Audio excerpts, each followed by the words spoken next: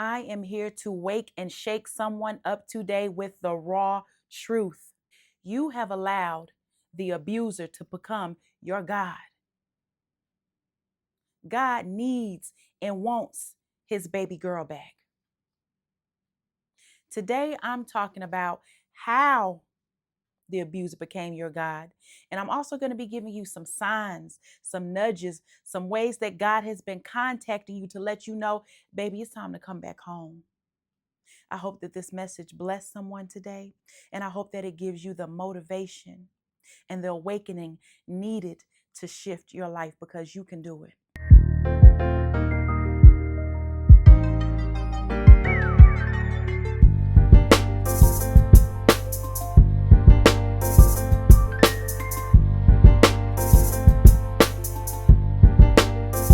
I am Coach Latasha, self revival and master spirit coach. I empower survivors of domestic abuse and sex trauma by teaching you how to navigate and eliminate the many mental, physical, and spiritual challenges that follow abuse. If the title resonates with you, if it makes you feel something within your spirit, I am talking to you. Like, share, comment, and subscribe. Let's talk about how this abuser became your God, because it's more than willpower.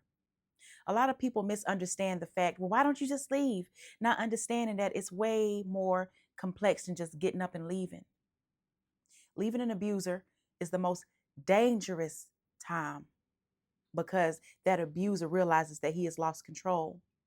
So not only is it more dangerous for you, your brain is addicted to the trauma bond.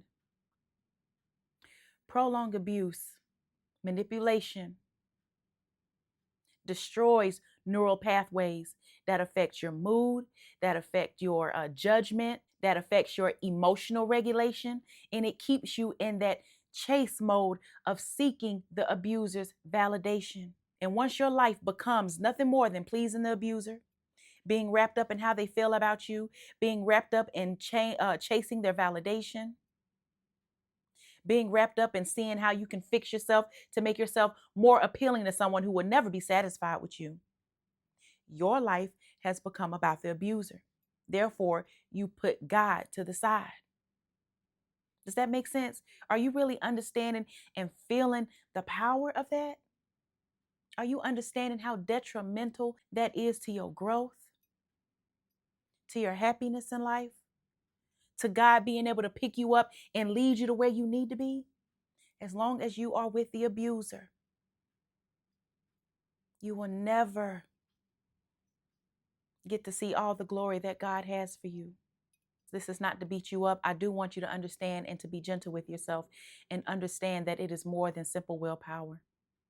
You have been trained and groomed, and your brain has been rewired to becoming dependent upon the abuser. See, it's not just you that's dependent on the abuser is codependent as well. Just as much as you look forward to those little breadcrumbs that they give you because you've been starved and deprived of nourishment for so long, they need your validation. They need your compliance. They need your admiration. They need you to constantly feed their ego and to give them power and control over you, because the abuser really wants to be God in your life. Now, the question after that is, are you going to wake up? Are you going to allow this abuser to keep controlling your life? And I'm going to be sharing some signs with you that God has been communicating with you. It has been time to leave. It has been time to leave, and it's your time to seek your freedom. Because as long as you're attached to the abuser, your soul, your spirit will never be free. And that is no way to live. So let's talk about how God has been communicating with you. And first, I'm going to start off with talking about dreams.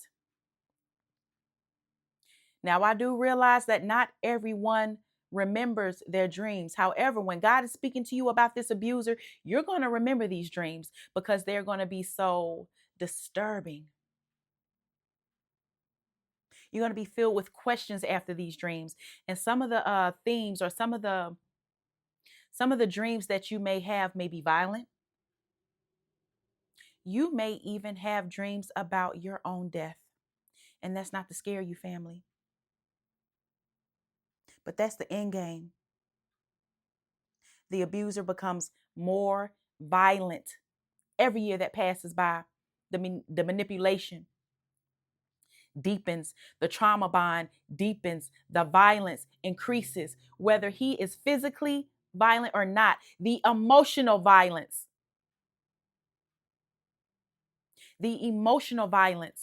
also increases. So if you are having dreams about your demise, dreams about the abuser, where you are actually seeing the abuser's face in your dreams and they are taking your life, that means that they are draining your life force. And it could possibly be a warning to your demise. And that's real, family. That's nothing to play with. And when you're having these dreams, it's very important to know what you feel on the inside, because dreams can be interpreted many ways. But dreams can also be a flat out warning to what's as to what's to come for you. And we need you here. Other dreams, you may have dreams of bleeding, having a nosebleed, having a cut that won't stop bleeding. Blood representing the life force. Your life force being drained from you, your energy being drained from you, your time, money, effort, all of that being drained from you and taken away from yourself. Going straight to the abuser. The abuser is leeching off of your life force. Living your blood gives them the vital energy needed to feed and stroke their ego and to give them that control that they need. Why? Because they have low self-esteem. Abusers might come off as confident, cocky, but they are some of the most self-hating people that exist. That's why they need you. So having dreams about bleeding, blood, having a nosebleed, having a cut or a wound that won't stop bleeding represents that someone in your life is draining your life force. And family, some of these dreams that we have, we can apply this to friendships. We can apply this to family dynamics if they are in fact abusing, using, and manipulating you. Other dreams that you may have are dreams of being chased. This might be by the abuser. This might be someone that you can't see. It may even be being chased by an animal, especially if it's something like a cat, a lion, a bear, a dog. We're going to talk about these hellhounds in a few minutes. But being chased in a dream can represent a few things. It can represent you running from yourself, you running from things and emotions that you know that you feel. See, this group that I'm talking to today, God has been talking to you. God wants you to believe what your gut and your intuition has been telling you, and it manifests in dreams. Dreams of being chased, running for your life.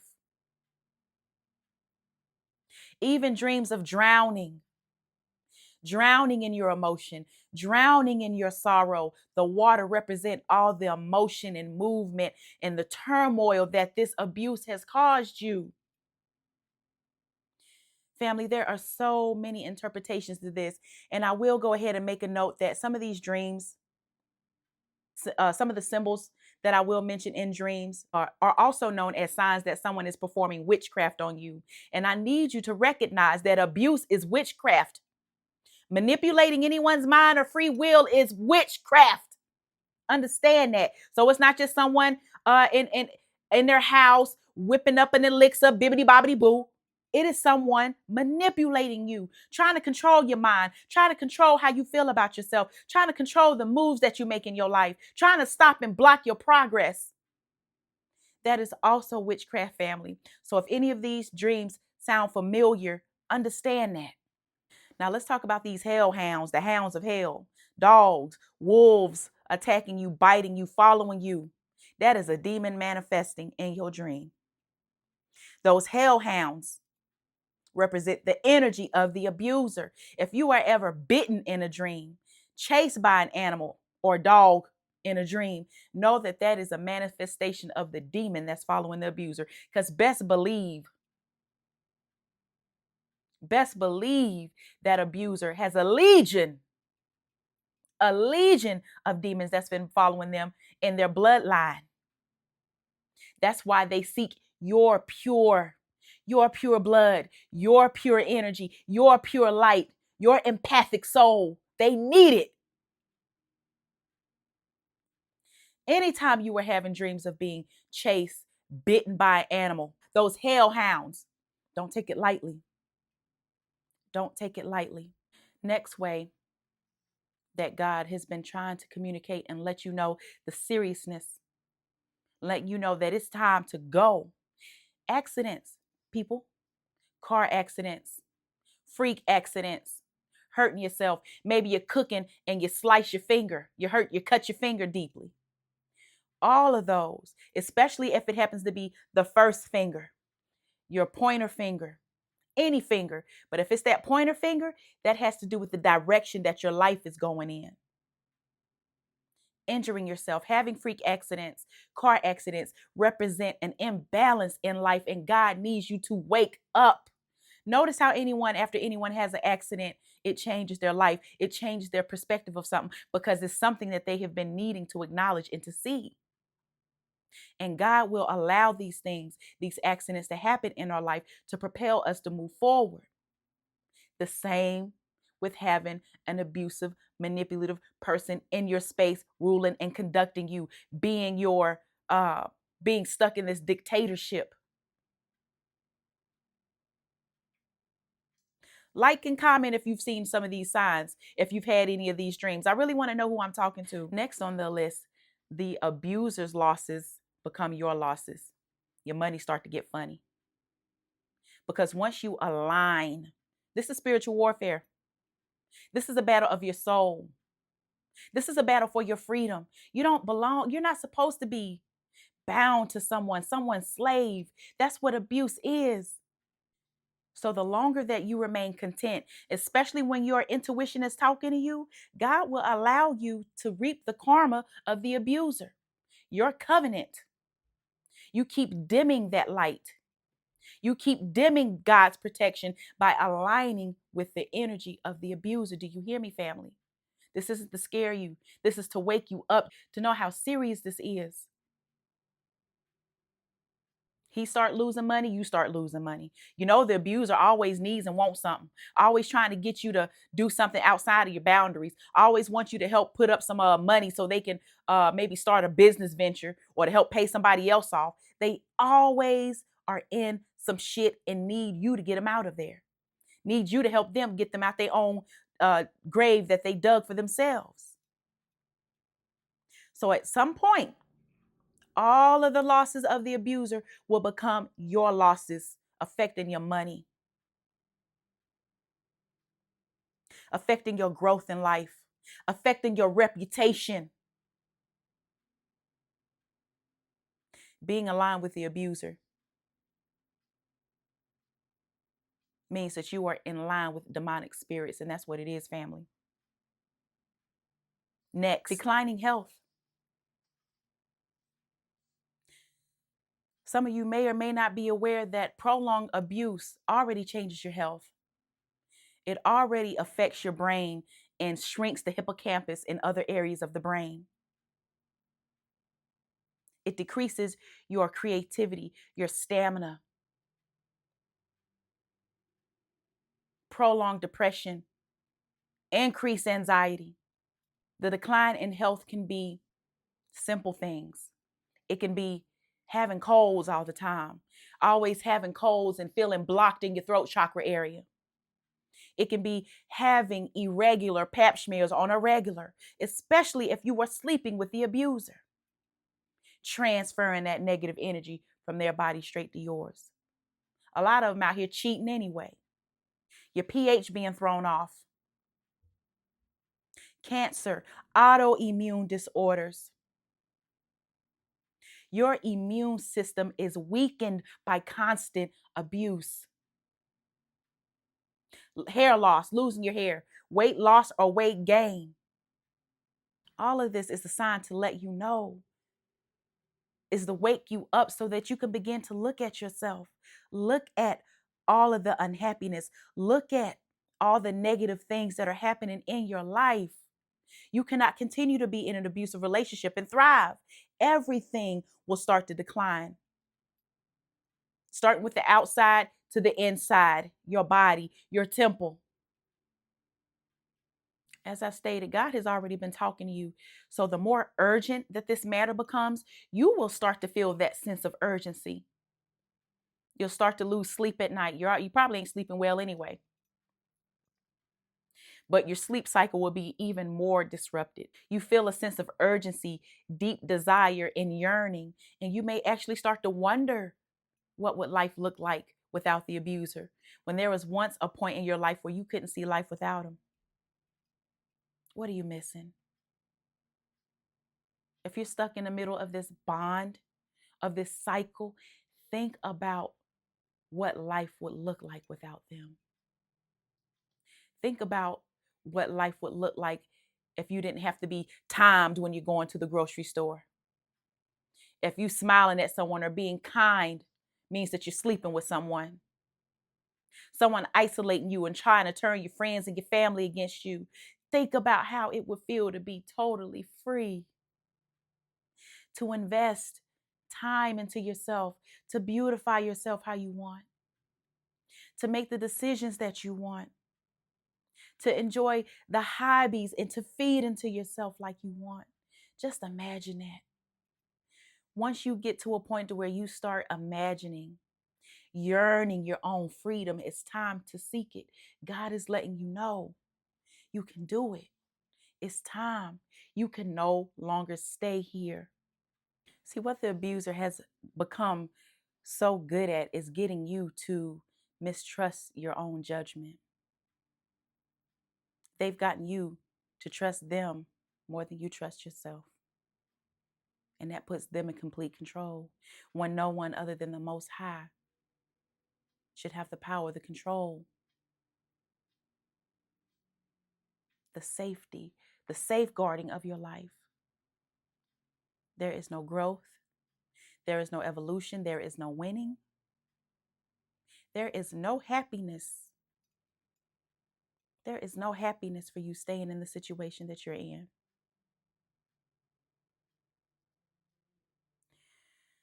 I truly hope that these messages, that these warning signs, these indicators that God is talking to you, because God wants you to come home. God wants you to be happy. God does not want you bound by the spiritual warfare. You deserve better.